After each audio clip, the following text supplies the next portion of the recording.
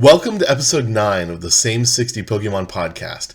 I'm Jeffrey, JGB146 Blake. And I'm Nate, Sky Circus TCG. And I'm Connor, also known as Average Card Game Player. And today we're going to talk about a few different things, mostly going over some different decks and where we think they're standing in relation to the Portland metagame for Portland Regionals that's coming up real soon. We'll also be introducing a new Same 60 Funtime game based around trying to figure out the height and weight of Pokemon. But before all that, I do want to just ask, if you enjoy this podcast or if you absolutely hate it, please go ahead and click that subscribe button, click the like button, share us to all of your friends. If you hate us, that's cool. Just get the hate out. If you love us, that's even better. Now, with that, let's go ahead and get started. And we're going to start off by going, Connor, where the hell have you been? Whoa. Settle down. I've been off doing my own thing. I've had a pretty intense work schedule and had to take care of a few things. But I'm back. I'm going to elaborate on that just a hair. Because I want to give a shout out. So Connor has actually been kind of running things for the last couple weeks at Oinker's Island, a card shop here in the Tulsa metro area. It's actually in technically Broken Arrow, but that's basically crossing a street from Tulsa. So he's been doing a great job. The owners actually were on vacation for the holidays or something. I don't know, but they're great people. And they decided that Connor was trustworthy enough to leave in charge of the store, which is probably accurate, but also seems crazy, having known him when he was a wee lad of 13 and getting up to craziness. But anyway, all right, cool. Welcome back. We're glad to have you back, even if you look like you're in a daze. Did you do anything cool for Christmas and or New Year's? So, Christmas, not so much. New Year's, I went over to a couple friends' houses, and all we did was sit down and do barbecue hunts and Pokemon Scarlet. Barbecue hunts? Pretty eventful. The barbecues? Yeah. Oh, okay. Like building sandwiches and stuff? Sort of. It's part of the DLC if you've played it. If Oh, you okay. haven't played it, I haven't. Yeah. So. I highly recommend it. So Scarlet and Violet started off, it's gotten better. It's definitely not as much visual bugs and whatnot. And then the DLC is a little bit of makeup for it. It does also solidify more of the Gen 5 coming, most likely. Okay. So that's where that rumor has started from. I didn't know that. Yeah, so you have access to almost every, I think, Gen 5 Pokemon in the second DLC, but of course we're all anticipating remakes. If we're going in order, then Black and White's technically the next one. Also, Blueberry Academy is actually in Unova. That too. Canon. Well, that explains having access to all of the Pokemon. Well, that's cool. Nate, did you do anything for New Year's? I know we already talked about Christmas. I did. I went to my brother's house. We celebrated with him and his wife's family. It was wonderful. Cool. But before the New Year started, I went over to my house and celebrated with my parents. Cool. We had a great time. Nothing Pokemon related.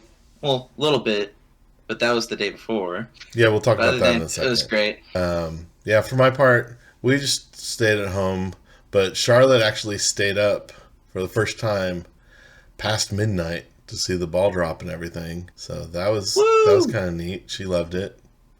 Yeah, other than that, there wasn't a whole lot going on. There were lots of fireworks going off in my neighborhood or in and around my neighborhood, which is always a bit annoying. But hey, this time we didn't have to worry about it waking the kiddo up.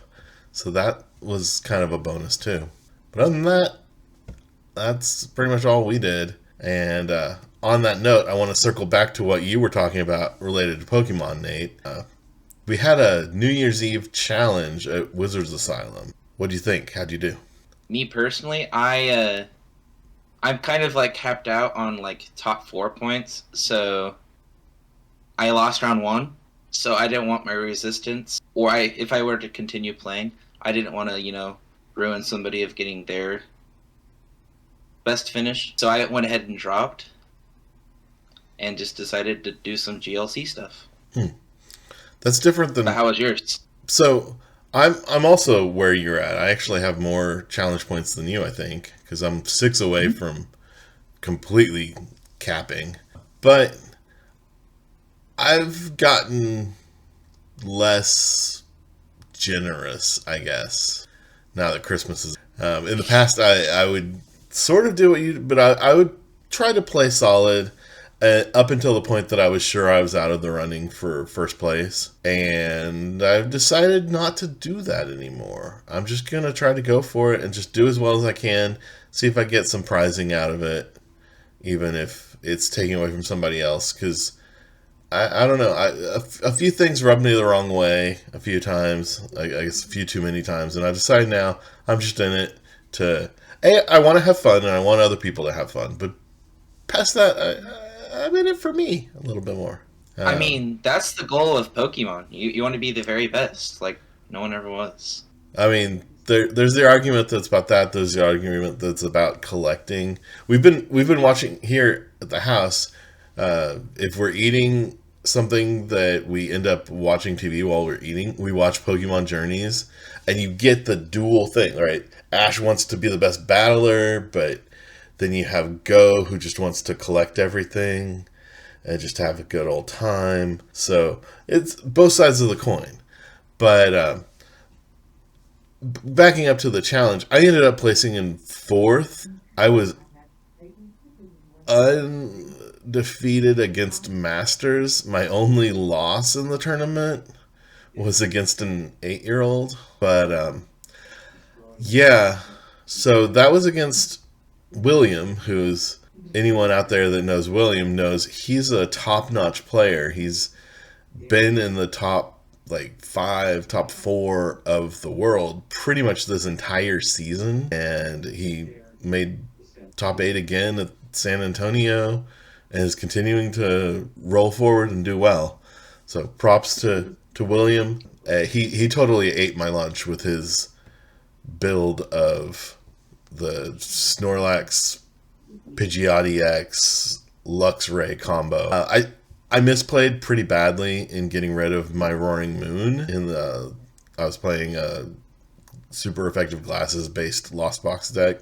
So that misplay and the fact that I prized Iron Hands and also Misfortune Sisters discarded my Heavy Ball, all kind of came together and just left me dying.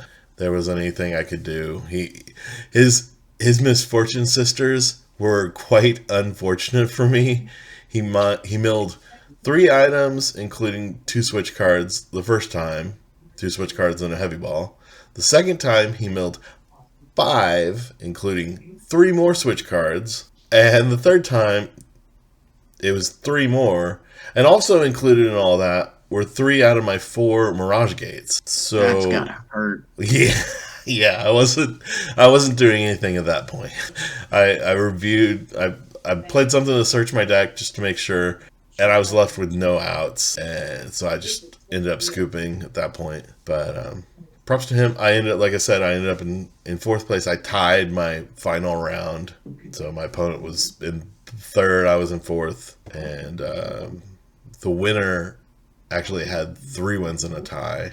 The tie was against William as well, so didn't feel too bad. Wished that I could have pulled it out, though. If I hadn't made some of those misplays, I might have been able to do it with the Roaring Moon, but who knows. I will say Luxray is kind of scary when you're playing a deck with lots of switching items. Which Luxray? Is it it's not the V, right? Yeah, Luxray V. Double colorless, does 30 damage, which becomes 10 or 20 depending on if you have Cramorant in the active or not. And reveals their hand, discard a trainer you find there. Oh yeah. So they can get rid of Colorless or Gate or Switch Card or Rescue Scratcher, not Scratcher, but Super Rod. I was like Stretcher. What game are you playing? Stretcher would go crazy. Too much DLC. Wasn't this played in Miraidon not too long ago? No, it was in Mew. A little bit. It was in Mew for more than Miraidon, I think. There were some people that wanted to use it. I guess locally we had a a player or two that were playing it in Maridon, but I don't think that ever caught on, like, in the actual meta of not just Tulsa. But it was played in Mew for a minute and then went away. Because you would judge path, grabber, then use Luxray. Yeah. Oh, so literally try and steal their entire hand. Pretty much. Yeah. Makes sense. And so from there, let's go ahead and talk briefly about Portland. And I want to rapid fire. We'll come back and do a little bit more in depth where we think it's necessary, but just rapid fire. I want each of you to say whether you think it's a good play or a bad play. Okay? All right. So first, we're going to start with Charizard EX because that's the archetype that won San Antonio. Good play or bad play for Portland? Bad play. People are, especially Rapid Strike being on the come up again. It's not gonna go very well. It's a lot more TMD evos than I would ever thought. All right, Nate, what do you think? Good play, bad play? Can I say mid play? I guess. I think it's okay, but it's also gonna be very overhyped. Like there's gonna be a lot of people that are going to like tech against it. So I think it's in a good spot, but also in a bad spot. All right, Guardy, good play, bad play. All right, so I think Connor doesn't know. There, I mean, I feel like no matter what, people are still gonna play Guardy. It doesn't matter. It's still gonna be around. I think that. I think those two are the ones that are just gonna stick there. They'll still be there, whether it's a good play or a bad play, and do decent. But yeah. So, but your personal opinion, good play, bad play, or pass. You can just pass. Well, just give me an answer, dude. Come on. All right, Nate, go. All right, so I think Guardy's a bad play currently because all the path decks, and Guardy does not do the greatest with path because Guardy usually only has 3 outs, and usually when they do path plus hand disruption, Guardy can't function. Okay. So, counterpoint, the reason that I would say it might be a good play is because Zard is blowing up. So it depends to me on what exactly happens in Portland. If people want to try to ride the Zard train, then Guardy's good because it's a pretty decent matchup for Guardy.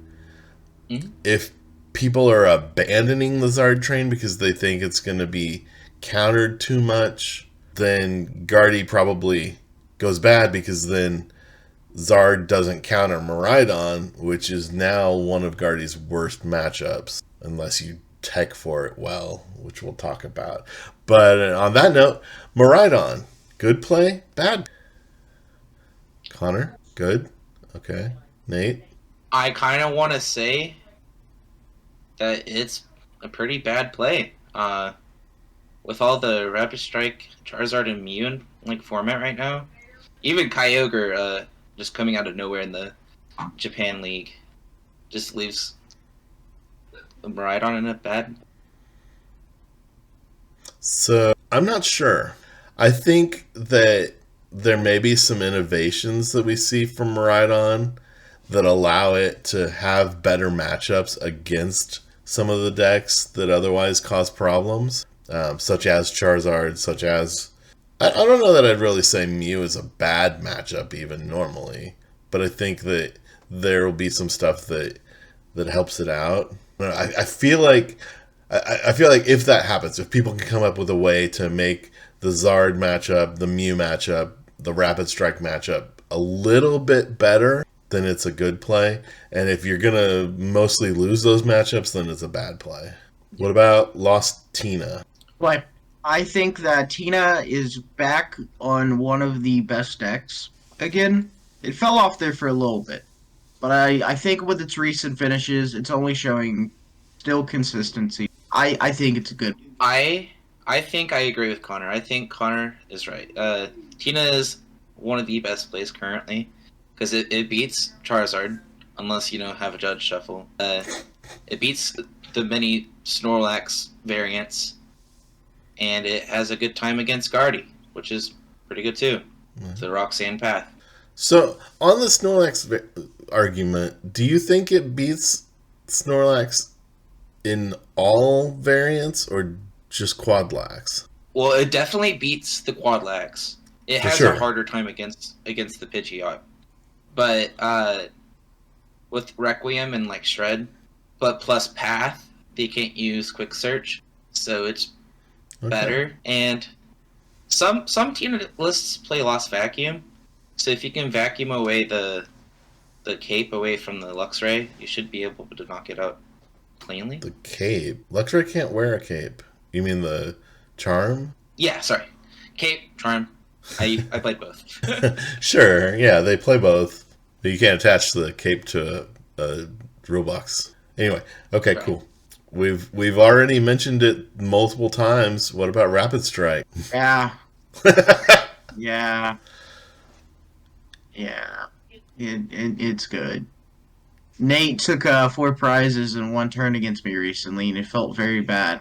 Isn't that right, Nate? You, I'm It gonna was true. cut Nate off for a second. I'm just gonna say the thing that makes me think Rapid Strike is a good play is that finally everyone is starting to get on the freaking Squawkabilly train because the Squawkabilly build can explode so much faster than the old Luminion build that everyone wanted to play for so long. So I'm happy to see that, and I think that that helps it become a good play. I think Turo helps it out a ton as well to deal with some of the situations where it gets stuck, because that was always the like biggest vulnerability is that they could boss up something that you can't retreat, and then you're just in a holding pattern. And it's I'm gonna comment on that too. It's really good on resetting things like the double gunner and like Hmm. it can reset Gale Thrust. Yeah. But go on. No, I was pretty much. I said most of my piece. I said what I wanted. But yeah, I'm gonna go ahead and give my yes no.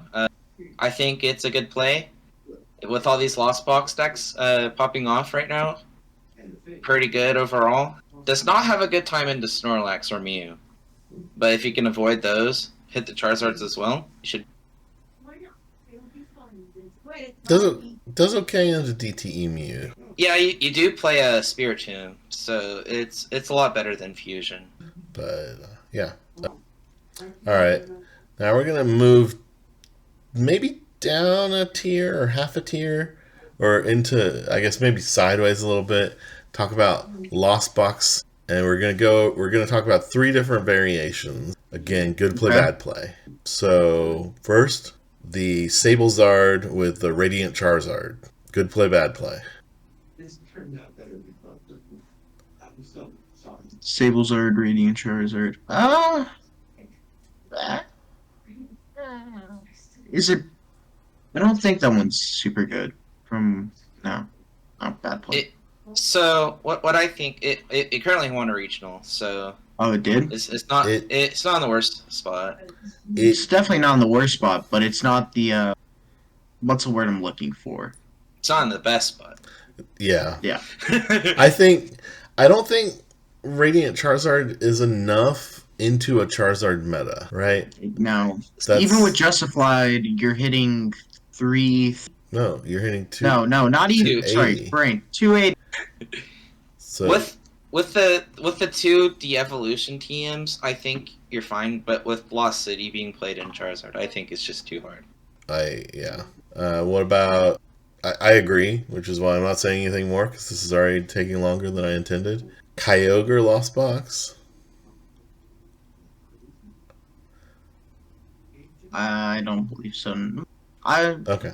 Counterpoint Nate. So with its current win in the Japan League, it basically just took towards vision of his Lost Box Kyogre deck, but like cut the V stars, make it more like heavy basic.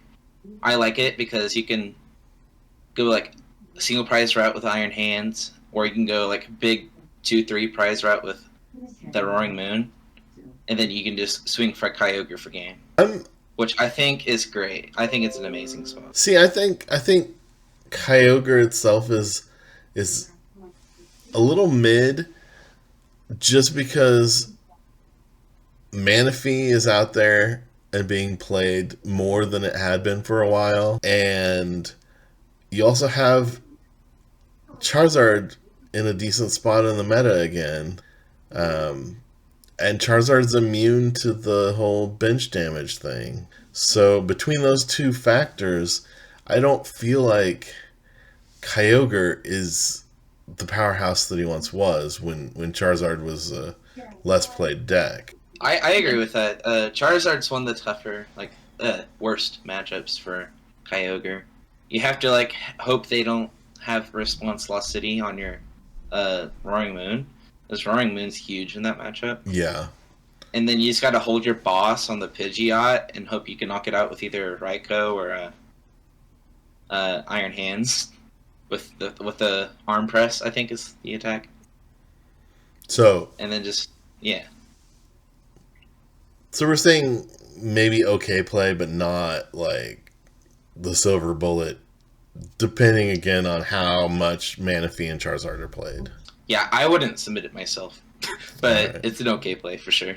So my personal favorite, probably favorite deck right now, and I haven't been quiet about this at all, is Lost Zone with super effective glasses. It's playing Tropius and Minior and a couple of the vacuums to get rid of tools so that your Miniors can take Okos on Iron Hands. Tropius takes an Oko on Charizard.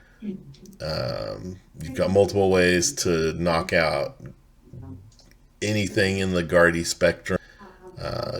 Power things up with energy from the discard with Raihan.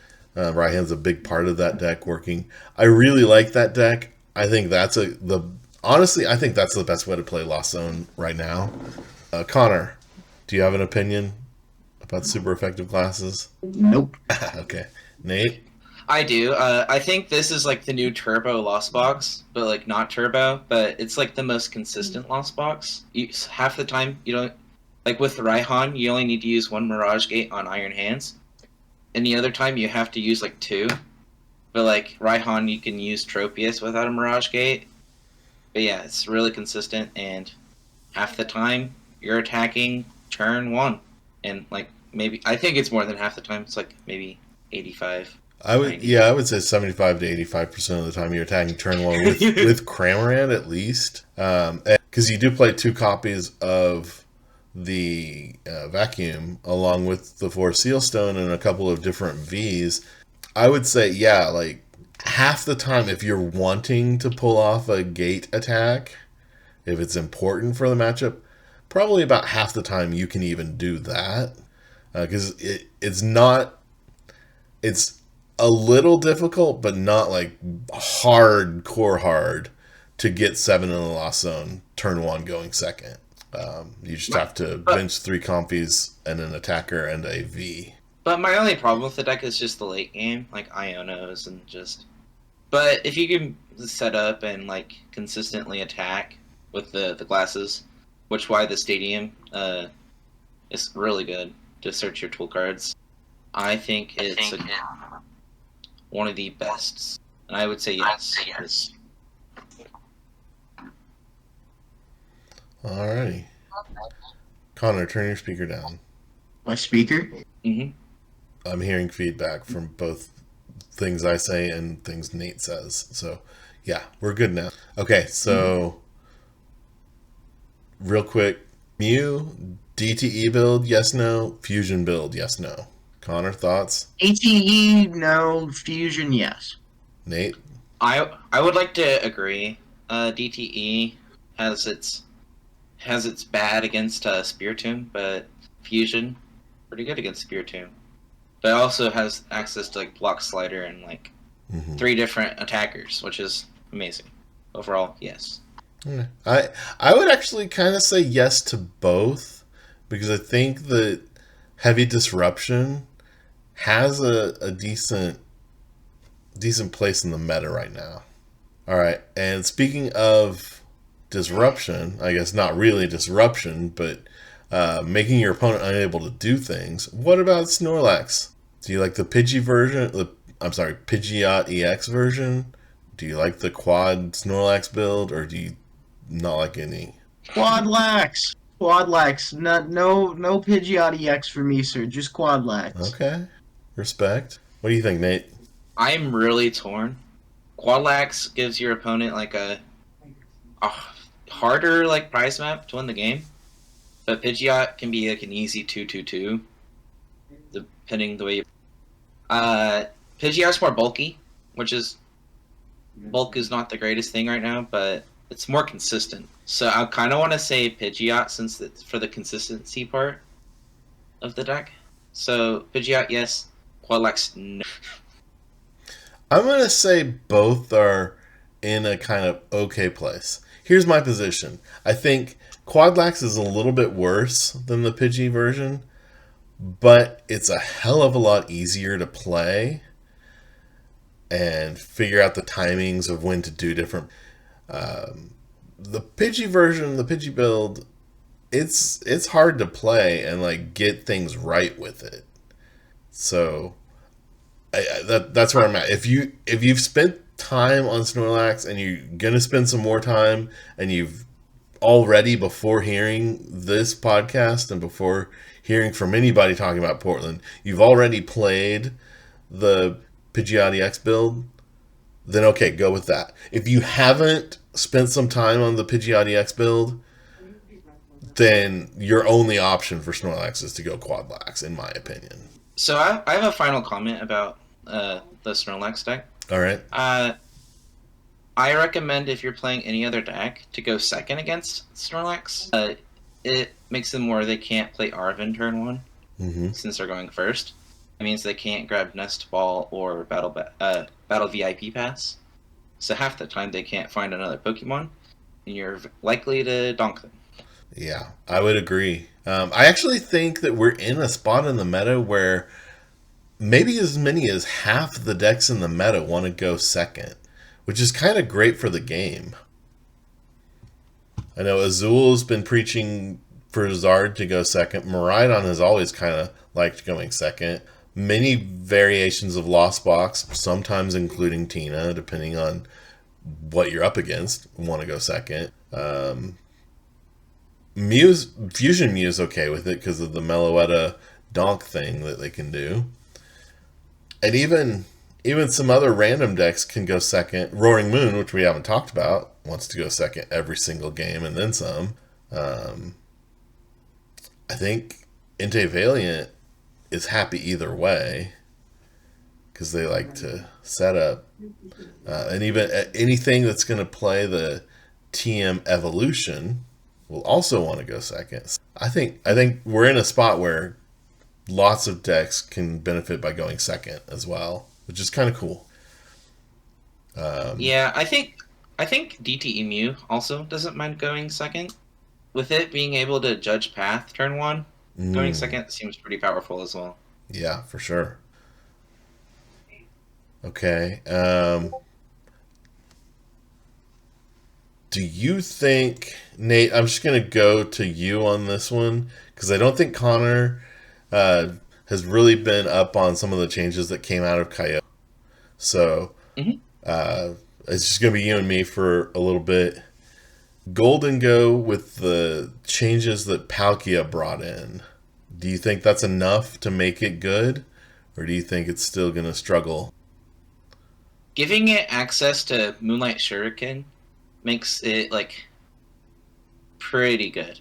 And with it having a Milotic, with them not being able to like Roxanne, Iono, you can just like coin bonus to the point where you can knock out pretty much anything. Okay. And my playing with it seemed better because of the Milotic, but not by enough that I felt like it was really turning the corner. But what about Roaring Moon with the Cross Seavers and the Darkrai V-Star? I believe it makes the deck far more consistent. Ooh, I believe so too. Based on I don't know if you've been paying attention, but I put out I'm currently in the midst of a series of how to play Roaring Moon videos.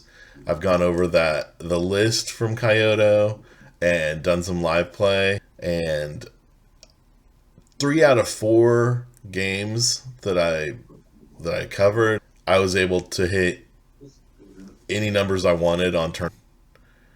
Um, Oh yeah. and yeah, like late. It also late game becomes amazing with the Darkrai and the cross Seavers. You get to do like all kinds of crazy.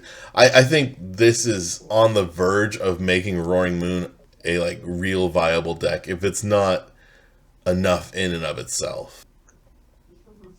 Yeah, to put on top of that, with Darkrai, if you prize either one switcher or Seaver, you can combo one that you have access to and one that's in the discard.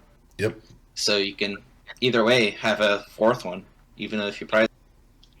Yeah, I had one of the games that I was playing. I had now I'm talking way too much about Roaring Moon, but I had a like nothing going on after they knocked out the one Roaring Moon that I had powered up, which I didn't expect them to be able to do. But it was a Charizard matchup, and they had justified gloves, so they got the KO even though I had only taken a knockout on a single prize. But I had cross Seavers, so I was able to get the Roaring Moon. I had 3, so I played 2 to get the Roaring Moon back. Then I V-starred with Darkrai to get 1 cross Seaver back to go with the 3rd one that I had in hand, and to get another Nest Ball. And the Nest Ball then got me another Roaring Moon, and then I used the cross Seavers to bring back Professor Sada's Vitality.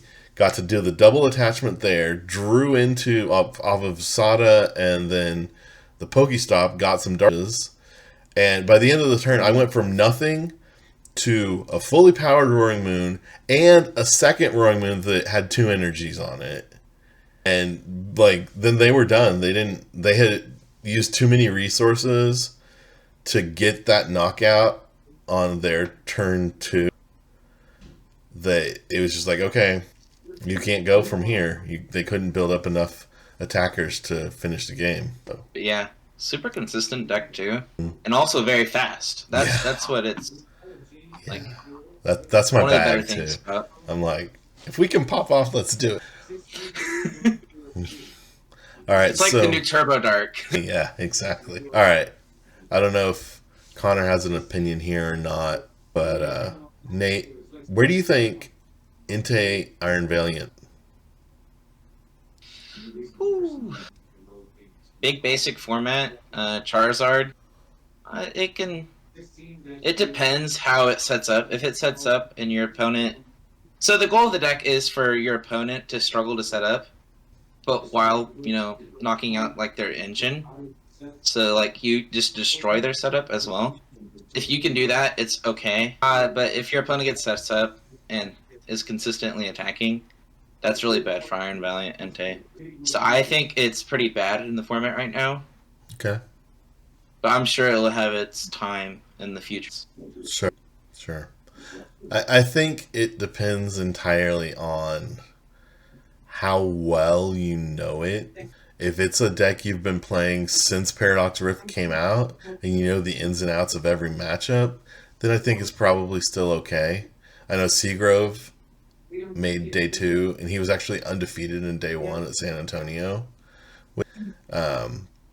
But that's because that's almost the only thing he's played this format, and he just knows it that well. I think it's kind of like the what I said about Snorlax Pidgey-EX, where if you don't know it on like that level, then you're gonna struggle. I wouldn't be able to play it and have good results. So I guess I would say unless you don't need to listen to us at all about thinking about decks, don't play Entei Iron Valiant. Now the other thing that came out of Kyoto a little bit was a resurgence and a new kind of twist on playing the Iron Valiant Rapid Strike combo, which I've always kind of felt like wasn't that great. And honestly, I don't know that Kyoto is changing my mind on that, but Nate, what do you think? Do you think that it's evolved enough to have a place? I mean, it has the consistent like 3 prizer attacker with Urshifu. With it being able to rapid flow, which does 240 basically. which is like more damage than Entei. I think with the tankiness, I think it's probably even better than Entei. It's more Okay. consistent with Gale Thrust flow. Okay. Well, maybe time will tell. If it sees the sunlight in Portland, then I'll spend some more time with it. But I think until that, I'm gonna stay on the Boo Hiss train. Now, I'm gonna say I'm not gonna submit it. So all right. I would. So I know you recently have been experimenting with Guardy a little bit, and again, another thing that popped into the limelight from Kyoto was making use of some Deoxys action in Guardy. You want to talk about that just a little? Yes. So Deoxys is it's a tech card. It's more for Iron Hands and Inteleon VMAX because Guardy has a bad time against both. So Yeah. for 1 energy, it knocks out Iron Hands for 300. And How's that? for okay, I forgot to mention Deoxys has a V star. Okay. I forgot the V star power name, but it does 60 times the amount of energies attached to both Agumon. Okay. So Iron Hands is gonna have, if it's attacking, it's gonna have 4 4. energy. So then you have your 1, that's 5. Yeah, that's 300. That'll knock out Iron Hands whether or not they've got their charm attached. And usually you don't have a Gardevoir set up by that time. So if you go first against Miraidon, you just bench the Deoxys. Then when they amp you turn 1, if you're going against Turbo half the time, they can do that. You bring up the Deoxys and evolve, then use your V-Star. Oh. And against the Inteleon deck, you have to have 6, which is not hard, but is a very good attacker into that matchup. And it makes it a lot better. And Okay. I kind of wish I played it at San Antonio. All right. Okay. Yeah, I can see that. Cardi's going to be able to attach and get that going on the Inteleons, and then you're going to have psychic basis. If they even get an Urshifu in play, you're just partying. So makes sense. Cool. So you think that combo is strong enough to warrant 2 spots in Guardy? I mean, it's clearly worked. There was a couple of people that day 2'd with it in San Antonio, so it's already seen some success. And I think it topped Kyoto, right? I don't know if it topped it. It did well. It did well enough that it brought it more to the public. Yeah, I remember there being a spotlight. There was a spotlight for Deoxys. Yeah, it was definitely in the top 16. It might have been in the top 8. I'm not sure about top 5. Because I know we had Roaring Moon, we had Kyogre. Honestly, I don't remember the other. And you have Golden Go. Yeah, Golden Go with the Palkia was also in the top 4.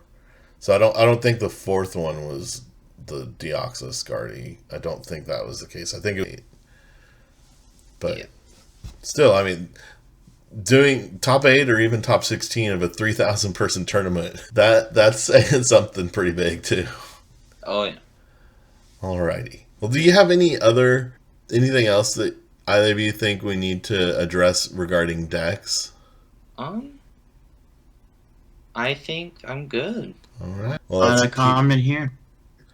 Let's keep rolling. We're gonna go into same 60 fun time, and we're gonna try something new this month because that's what we do. New month, new game. This month we're going to do a kind of carnival game.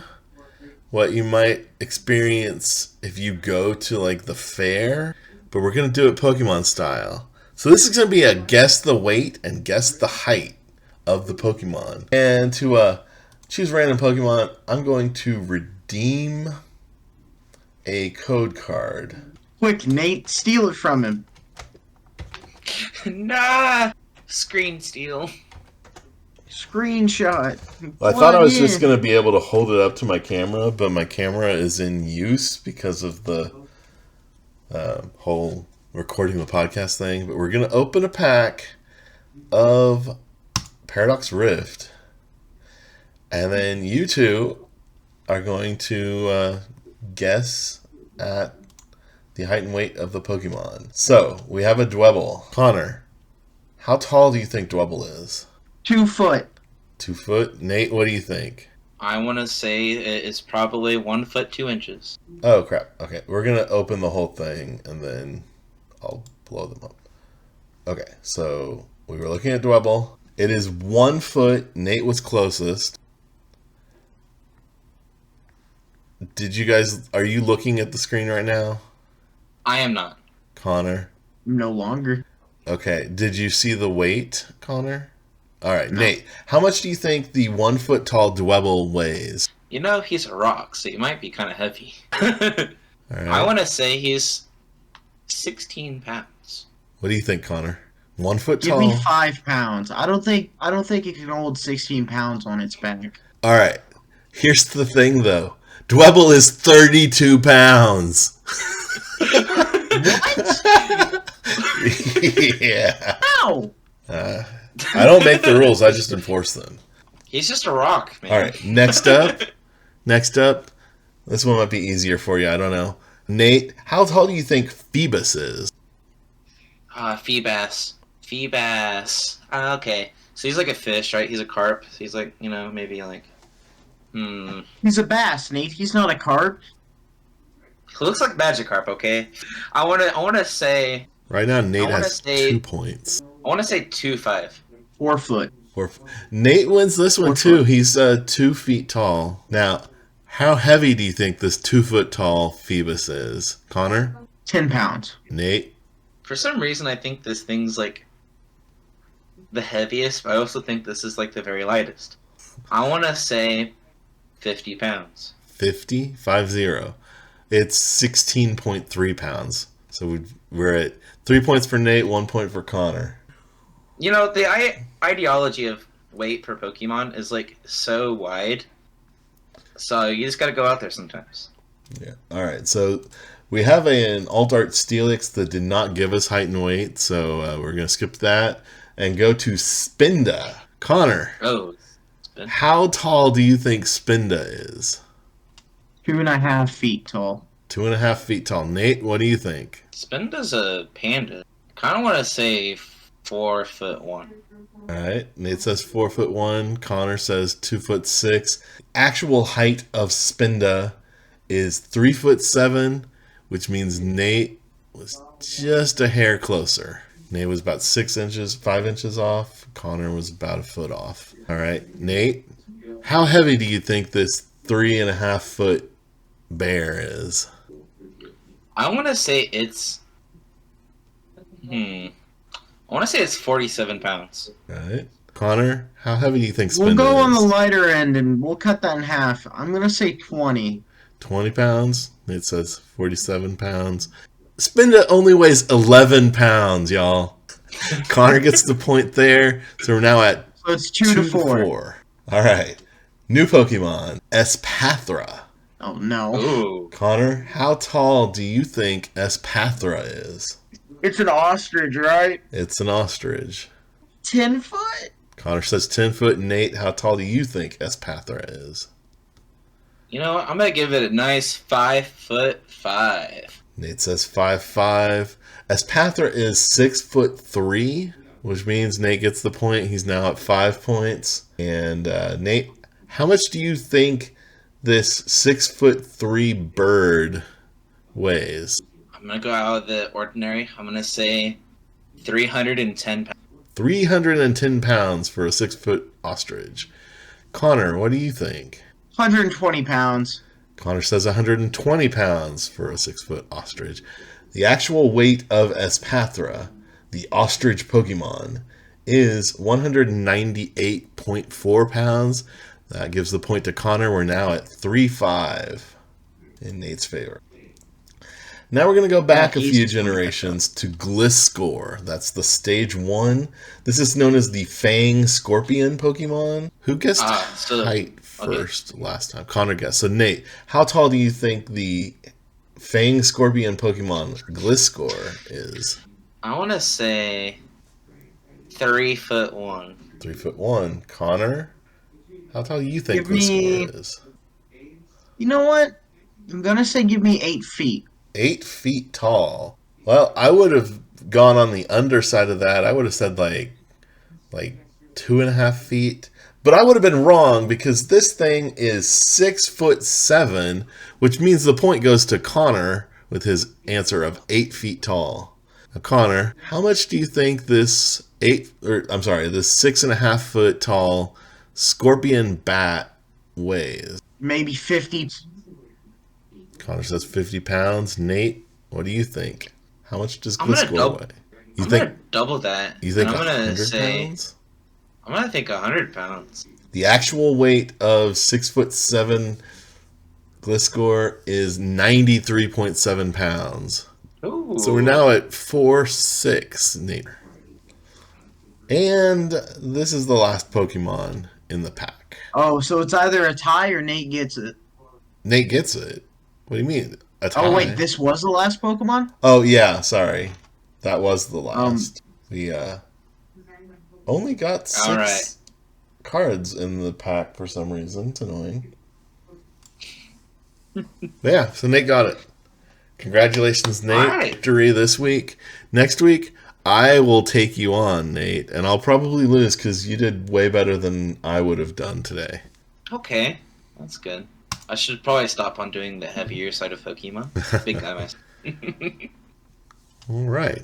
Well, unless there's something else from either of you, I think we're ready to wrap up the show this week.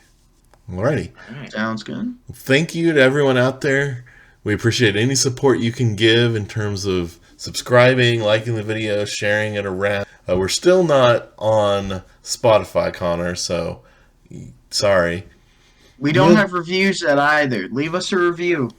Yeah, Let's know what actually we that's can not do true. better. We got one. We got one from We got a review? from Jeremy, and he said that we Oh, were what one of did the he best say? podcasts out there. Super professional. It was very, very positive, pleasant. I guess whoever paid him off paid him handsomely. That's a secret. But with that, we're going to go ahead and say thanks again for listening or watching if you're tuning in on YouTube, which I guess is the only thing that you could be doing. So thank you for your time and your energy. I'm Jeffrey, JGB146 Blake. And I'm Nate, Sky Circus TCG. And I'm Connor, an average card game player. We'll see